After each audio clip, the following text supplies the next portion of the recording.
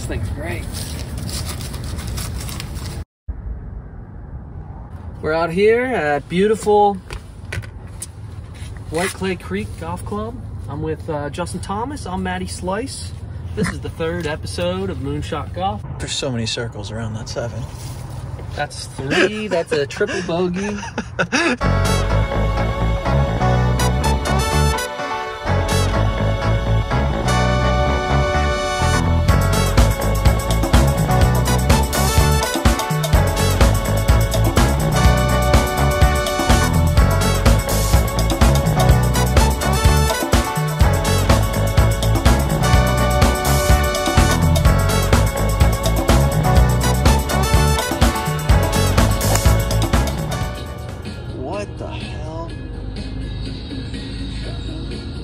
Swear to God, if you say that's in play at some point. Had good distance.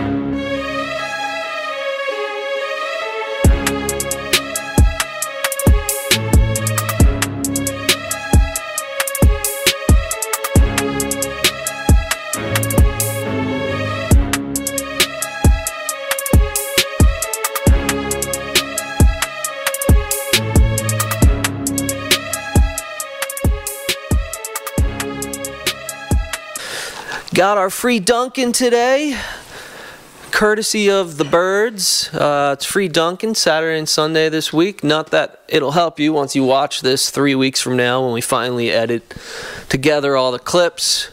But yeah, we got the Super Bowl, the Birds playing this weekend. And we've got our co-hosts here today, ladies and gentlemen. Justin Thomas, Justin T-Ups, Justin Fades the third. Here in person for the first time after the first 2 episodes that I did solo. He saw our huge fan base of 20 viewers on YouTube and thought it was time to jump in and try to help the channel. So we're back here today with Justin Thomas. You're welcome. You're welcome. It's great to have you here. I've been doing it solo with this little rooster next to me, but it doesn't go as well. Yeah. And maybe one day we'll get our dad on here as well. Yeah, we'll pop Dad on. He'll have some interesting takes for the internet.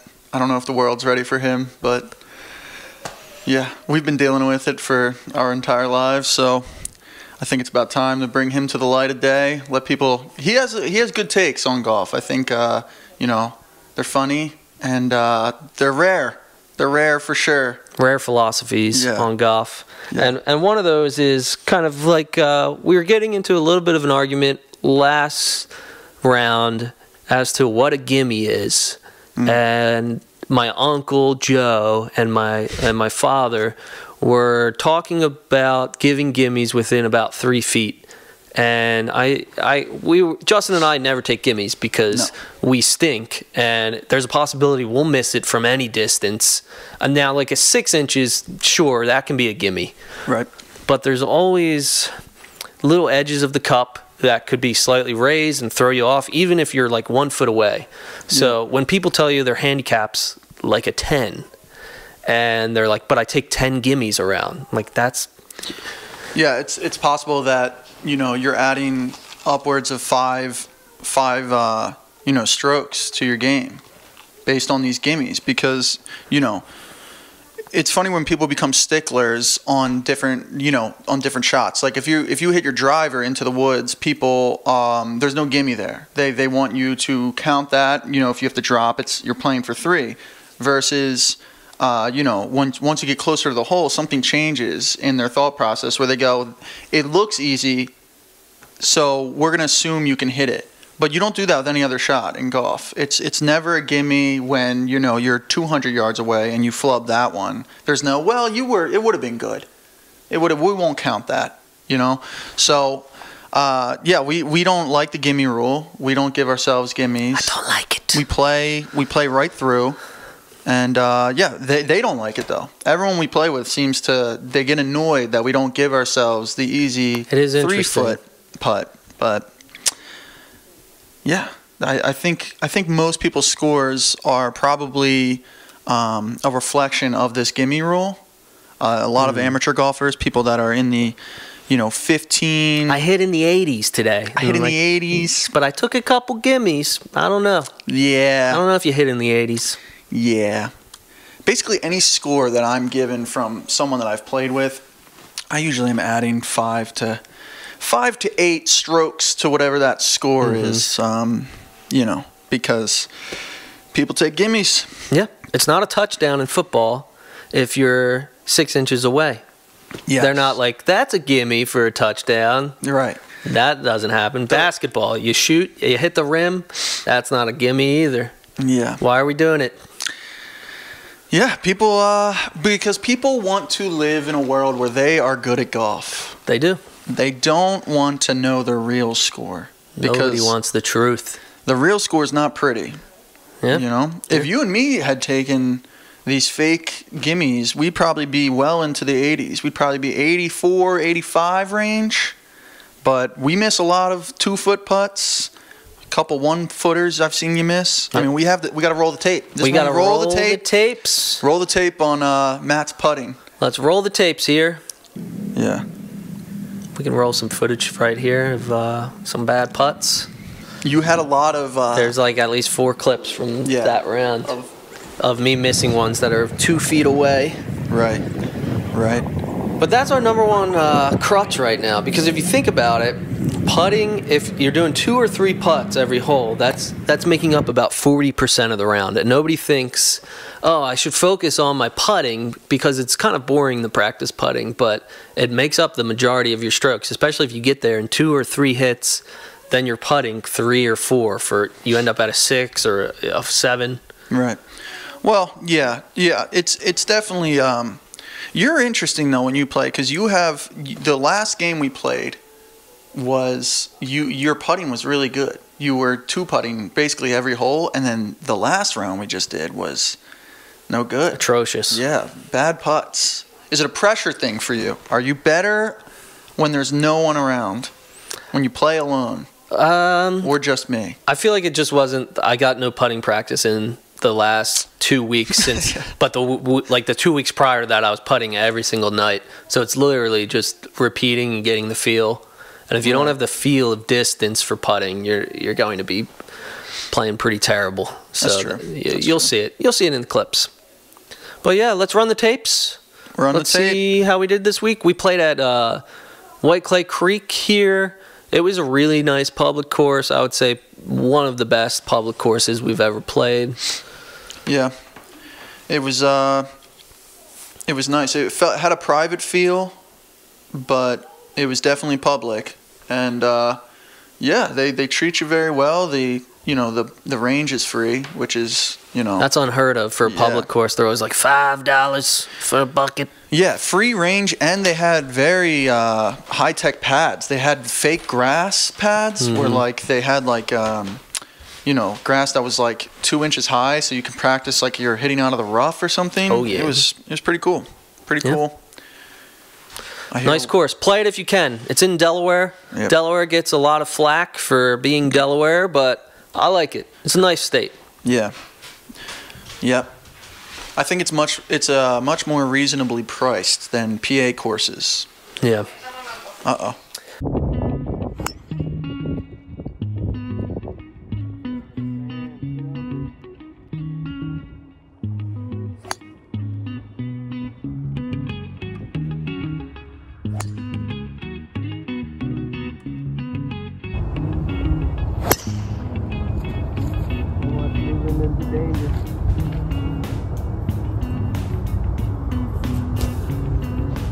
Might be okay. Might be.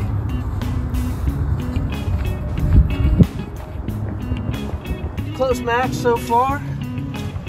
Between us two. Oh, God. Rapscallions. I just shanked one to the right into some really high grass, so it could be questionable. Justin had a good tee hit, short of the sand here. Bad bogey golf so far. Gotta get a par though.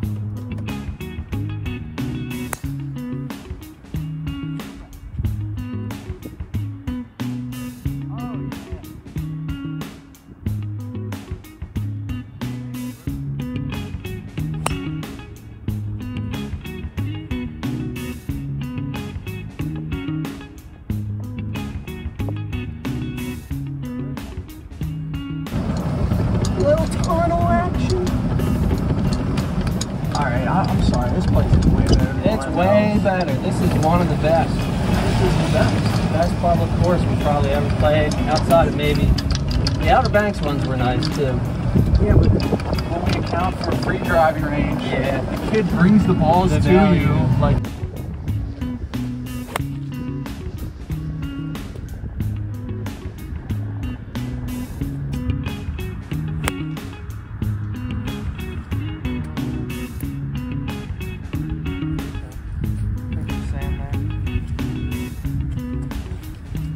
Bogey, bogey.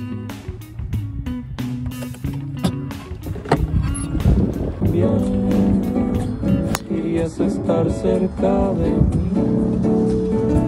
No puedo ofrecer mucho más que mi cautela.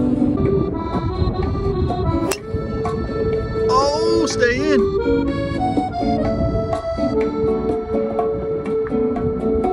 Oh, I heard. Kick out that I way. heard a tree. Kick out that way. That might have been the perfect line. oh yeah, hitting the tree is the perfect line. That might have been a perfect line. I feel like you were more towards this than Olivia this. There's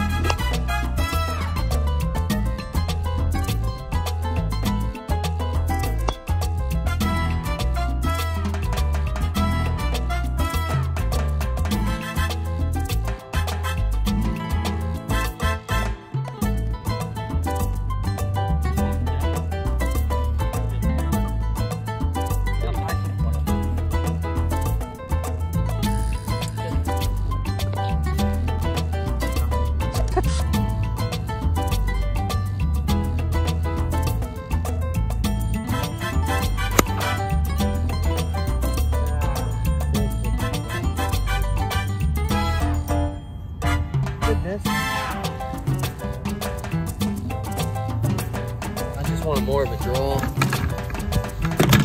Tell it to the people. Good distance, bad motion. Bad motion.